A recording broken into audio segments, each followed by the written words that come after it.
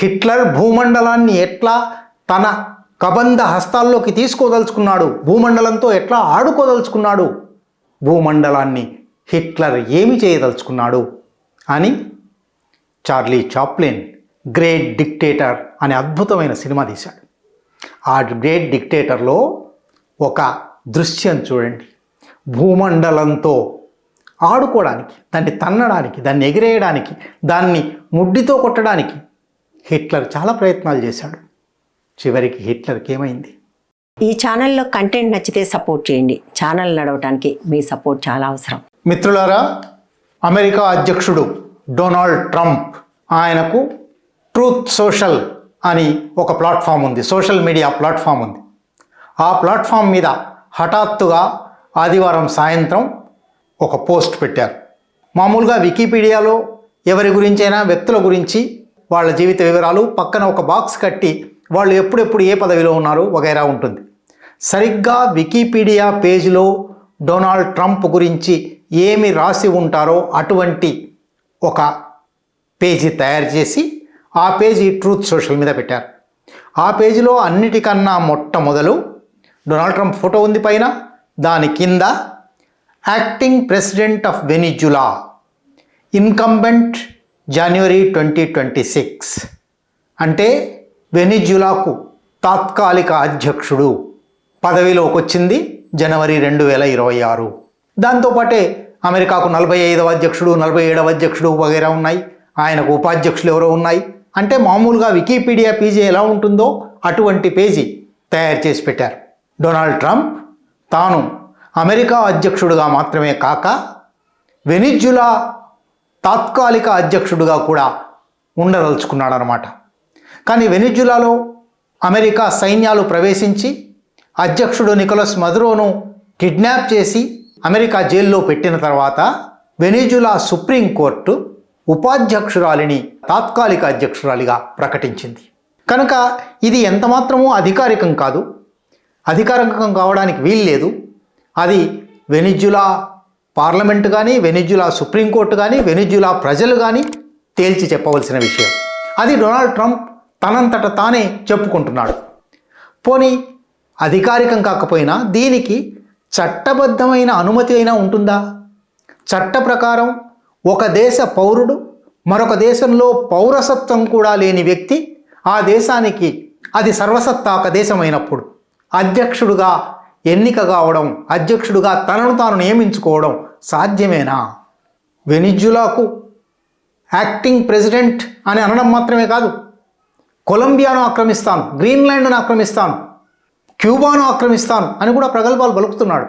అంటే భూమండలాన్నంతా తన అధీనంలోకి తెచ్చుకోవడానికి ప్రయత్నం చేస్తూ ఉన్నాడు. పాత రోజుల్లో భూమండలాన్నంతా జయిస్తాము, భూమండలం అంతా మాదే, మా అధికారం కిందనే ఏకఛత్రాధిపత్యం కింద ఉండాలి అనుకునే చక్రవర్తులు, రాచరిక భూస్వామ్య ప్రభువులు ఉండేవాళ్ళు. వాళ్ళు సరిగ్గా ఇటువంటి కలలే కనేవాళ్ళు. సమస్త భూమండలాధీశ, అఖిల లోకనాథ, సప్తద్వీపాధిపతి, చతుస్సముద్ర పరివేష్టిత భూమండలాధీశ, త్రిభువనాధిపతి, త్రైలోక్యాధిపతి, సర్వం సహా చక్రవర్తి, జగద్విజేత. వాళ్ళు దర్బార్ హాల్లోకి ప్రవేశించేటప్పుడు ఈ పేర్లన్నీ, బిరుదులన్నీ చదివి బహుపరాక్ అనేవాళ్ళు. వాళ్ళు కూడా బహుశా పొంగిపోతూ ఉండేవాళ్ళు. అది ఆధునిక యుగంలో, ప్రజాస్వామిక యుగంలో అసాధ్యమైన విషయం. ప్రతి దేశము సర్వసత్తాక దేశం. ఆ దేశం తన అధినాయకులు ఎవరో తానే నిర్ణయించుకుంటుంది, మరొక దేశం నిర్ణయించడానికి వీల్లేదు. మరొక దేశ పౌరుడు ఈ దేశంలో కీలక పదవులు చేపట్టకూడదు అని దాదాపు ప్రతి దేశపు రాజ్యాంగము స్పష్టంగా ప్రకటిస్తుంది. అటువంటప్పుడు డొనాల్డ్ ట్రంప్ అనే ఒక అమెరికన్ పౌరుడు వెనిజులా అనే ఒక దేశానికి యాక్టింగ్ ప్రెసిడెంట్, తాత్కాలిక అధ్యక్షుడు కాగలడా? ఇది అసాధ్యమైన విషయం. అయితే ఈ అసాధ్యమైన విషయాన్ని మామూలుగా తెలుగు సమాజంలో అందరికీ తెలిసిన తుపాకీ వెంకట్రాముడు అనే పాత్ర ఉంటుంది. వచ్చి అసాధ్యమైన విషయాలన్నీ, చెరువులో బియ్యం పోసి తూములో మంట పెట్టాను, చెరువంతా అన్నం వండాను లాంటి మాటలు చెప్తూ ఉంటారు. సరిగ్గా డొనాల్డ్ ట్రంప్ అటువంటి ఒక హాస్యగాడుగా, తుపాకీ వెంకట్రాముడుగా తీసుకున్నారు కావచ్చు. అందువల్లనే సోషల్ మీడియాలో చాలా ఎక్కువ స్పందనలు వచ్చాయి. చాలామంది వెటకారం చేశారు, హాస్యం చేశారు, ఇది దురాక్రమణ అన్నారు, ఇది దౌర్జన్యం అన్నారు, అన్ని రకాల అభిప్రాయాలు వచ్చాయి. కానీ అధికారికంగా వెనిజులా ప్రభుత్వం కూడా ఇప్పటి వరకు ఖండించలేదు. ఏ ప్రభుత్వము ఖండించలేదు. దాదాపు అందరూ ఇది ఒక పిచ్చివాడి ప్రేలాపన అనుకుని వదిలేశారు. పిచ్చివాడు రోడ్డు మీద పోతున్నప్పుడు పిచ్చివాళ్ళు మాట్లాడుతూ ఉంటారు, దాన్ని ఎవరు పట్టించుకోరు. సోషల్ మీడియాలో చాలామంది మాట్లాడారు కానీ అధికారికంగా ఏ ఒక్కరూ స్పందించలేదు.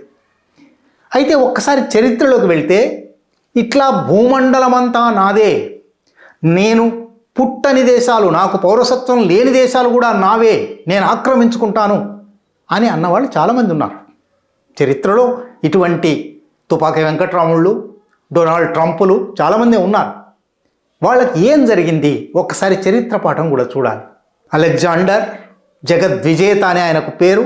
ఆయన మాసిడోనియా నుంచి బయలుదేరి ఈజిప్టును ఆక్రమించి ఆసియాలో ప్రవేశించి భారతదేశంలో కూడా వచ్చి ఈ కథంతా అందరికీ తెలిసిందే. కానీ ఏం జరిగింది? ఈ జగద్విజేతకు పుట్టిన ఊరికి తిరిగి కూడా పోలేకపోయాడు. ఏదో దేశంలోకి వచ్చి ఆ దేశంలో దిక్కులేని చావు చనిపోయాడు. బాబిలోనియాలో ఎక్కడో తన పుట్టిన ఊరి నుంచి చాలా దూరంలో మరణించాడు. అట్లాగే రవి అస్తమించని బ్రిటిష్ సామ్రాజ్యం అని స్థాపించారు బ్రిటన్ నుంచి. అంటే 24 గంటల పాటు సూర్యుడు ఎప్పుడైనా ఒక బ్రిటిష్ వలస మీదనే వెలుగుతూ ఉంటాడు. రవి ఎప్పుడూ అస్తమించడు బ్రిటిష్ సామ్రాజ్యం మీద. దాదాపు 18, 19, 20వ శతాబ్ది మధ్య భాగం దాకా ఇది కొనసాగింది. కానీ ఏమైంది? ఎక్కడుంది బ్రిటన్? బ్రిటన్ ఎట్లా కుప్ప కూలిపోయింది? కళ్ళ ముందర ప్రపంచ చరిత్ర చెప్తూ ఉంది. 2 ప్రపంచ యుద్ధాలు వచ్చాయి. 2 ప్రపంచ యుద్ధాల్లో కూడా ఆ యుద్ధాలకు కారణమైన దేశాలు, ఆ యుద్ధాలను ప్రారంభించిన దేశాలు ప్రపంచాన్ని ఇట్లా ఆక్రమించాలనుకున్నాయి. ఆక్రమణ ప్రారంభించాడు అడాల్ఫ్ హిట్లర్. యూరోప్లో ఒక్కొక్క దేశాన్ని ఆక్రమించుకుంటూ ముందుకు వెళ్ళాడు. చివరికి ఏం జరిగింది? అడాల్ఫ్ హిట్లర్ బెర్లిన్లో తన రాజప్రాసాదంలో నేల మాళిగలోకి పారిపోయి అక్కడ ఆత్మహత్య చేసుకోవాల్సి వచ్చింది. ఆ హిట్లర్ బతికి ఉన్నప్పుడే హిట్లర్ భూమండలాన్ని ఎట్లా తన కబంధ హస్తాల్లోకి తీసుకోదలుచుకున్నాడు, భూమండలంతో ఎట్లా ఆడుకోదలుచుకున్నాడు, భూమండలాన్ని హిట్లర్ ఏమి చేయదలుచుకున్నాడు అని చార్లీ చాప్లిన్ గ్రేట్ డిక్టేటర్ అనే అద్భుతమైన సినిమా తీశాడు. ఆ గ్రేట్ డిక్టేటర్లో ఒక దృశ్యం చూడండి. భూమండలంతో ఆడుకోవడానికి, దాన్ని తన్నడానికి, దాన్ని ఎగిరేయడానికి, దాన్ని ముడ్డితో కొట్టడానికి హిట్లర్ చాలా ప్రయత్నాలు చేశాడు. చివరికి హిట్లర్కి ఏమైంది? డొనాల్డ్ ట్రంప్కి ఏమవుతుంది?